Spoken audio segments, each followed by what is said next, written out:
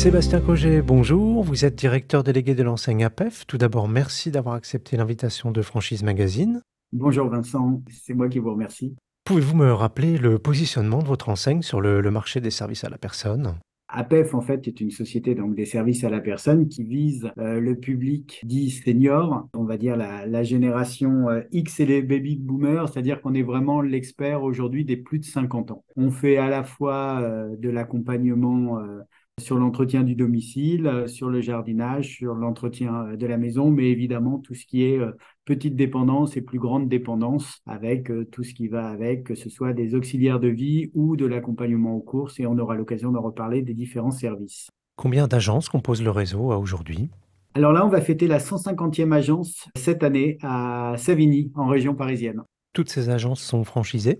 Non, non, non, nous avons à peu près 80% de franchise et le reste en agence succursale. Cette année, on a ouvert 20 agences, que des franchises, et nous avons aussi 5 franchisés qui ont ouvert une deuxième agence. Donc, on a 25 agences de plus et c'est une grande satisfaction de la multifranchise. Et pour l'année prochaine, quels sont vos objectifs de développement?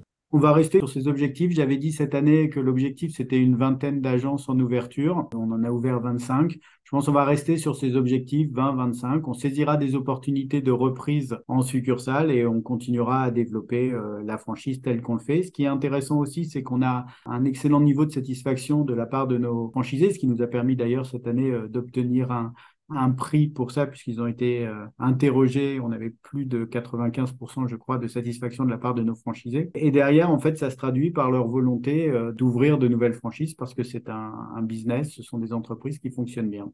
Quelles sont les régions ou les villes que vous ciblez en priorité pour étendre votre réseau? Alors aujourd'hui, on est présent partout en France, mais c'est vrai que des villes comme Lille, comme Marseille, comme Lyon, comme Paris, il y a encore énormément d'opportunités.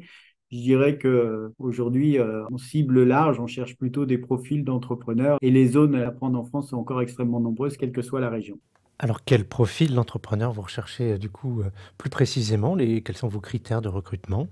Dans les critères de recrutement, on dit souvent qu'on veut des personnes, évidemment, qui partagent nos valeurs, mais d'un point de vue purement entreprise, c'est des vrais profils d'entrepreneurs, des personnes qui ont envie de s'engager, qui ont bien compris que c'était un métier qui demandait un certain nombre de qualités, évidemment, à la fois des qualités commerciales, des qualités de management extrêmement importantes, avoir une capacité aussi d'organisation assez forte parce que vous gérez, comme dans toutes les entreprises, à la fois les salariés, les clients, la réglementation. Il y a énormément de choses à faire en agence. Et donc, ça demande cette capacité d'adaptation et cette réactivité. Donc, on cherche des personnes dynamiques qui veulent donner du sens aussi à leur travail, qui sont très impliquées. Enfin, tout simplement des entrepreneurs. Dans le profil des entrepreneurs, on a un peu de tous les entrepreneurs et je vais prendre les deux extrêmes. On a à la fois des jeunes qui ont autour de 25 ans et qui ont vraiment envie de s'impliquer dans leur tissu local, de créer quelque chose dans leur ville, de créer leur entreprise dans leur ville, de ne pas être salarié. Et on accompagne ces jeunes dans leur développement.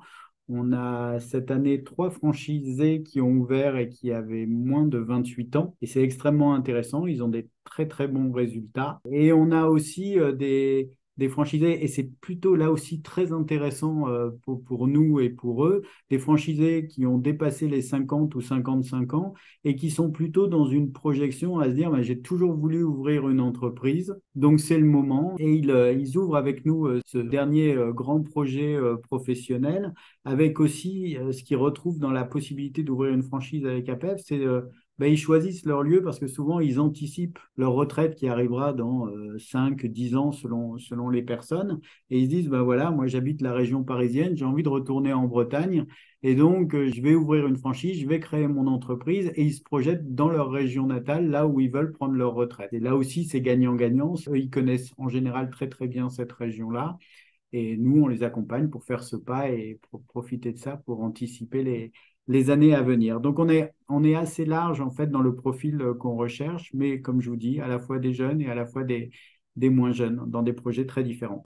Vous avez parlé des valeurs de l'entreprise. Je crois qu'APEF est une marque engagée. Est-ce que vous pouvez nous en dire plus?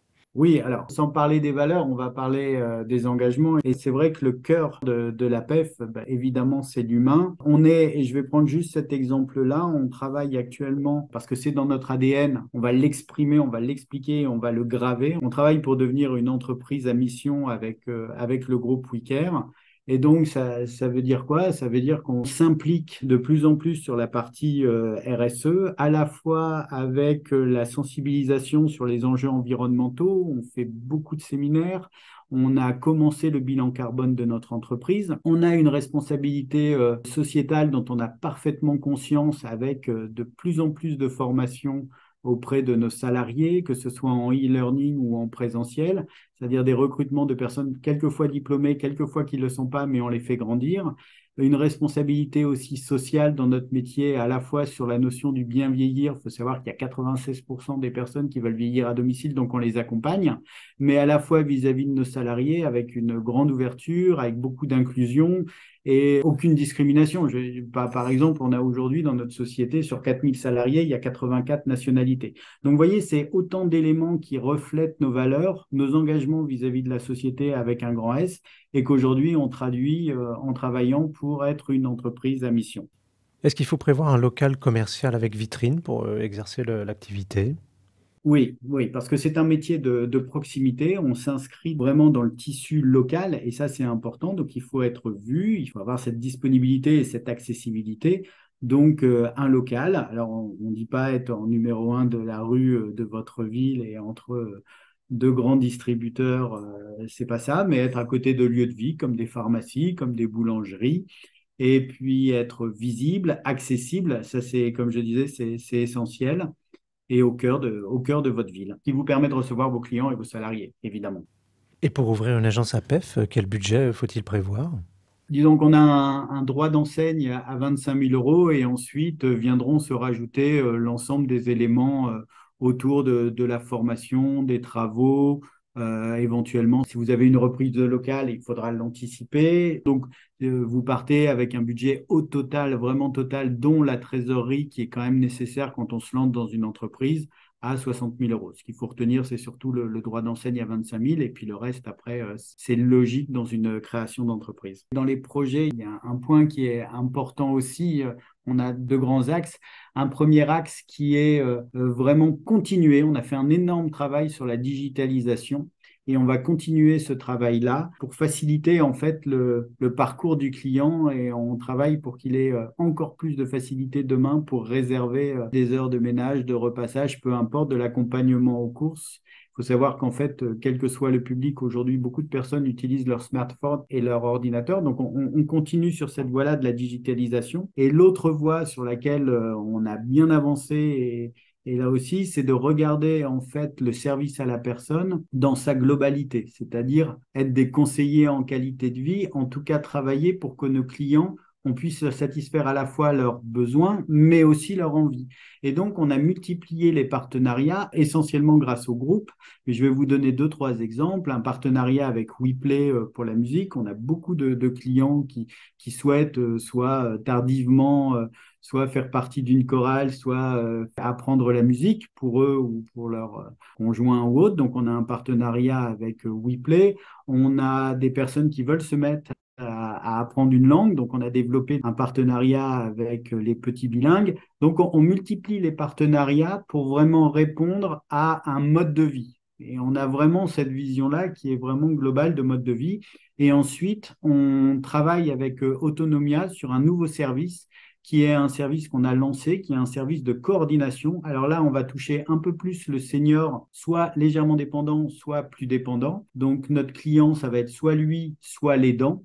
Et là, on va aider l'aidant, donc justement, à accompagner son parent avec de la notion de coordination. Autrement dit, ça couvre à la fois l'organisation de vie, les tâches administratives, les prises de rendez-vous auprès du coiffeur, auprès du kiné, enfin tout ce qui va autour du cadre de vie et qui s'élargit beaucoup plus aujourd'hui que la notion juste de l'entretien du domicile ou de l'aide et l'assistance. Donc ça fait énormément de projets qui sont en lien en fait avec le dynamisme de notre société aujourd'hui, société avec un grand S et évidemment société APEF. Sébastien Cogès, je vous remercie de m'avoir partagé toute cette actualité qui est, ma foi, très riche. Je rappelle que vous êtes directeur délégué de l'enseigne APEF et que votre actualité, justement, est à retrouver notamment sur les sites Franchise Magazine et AC Franchise.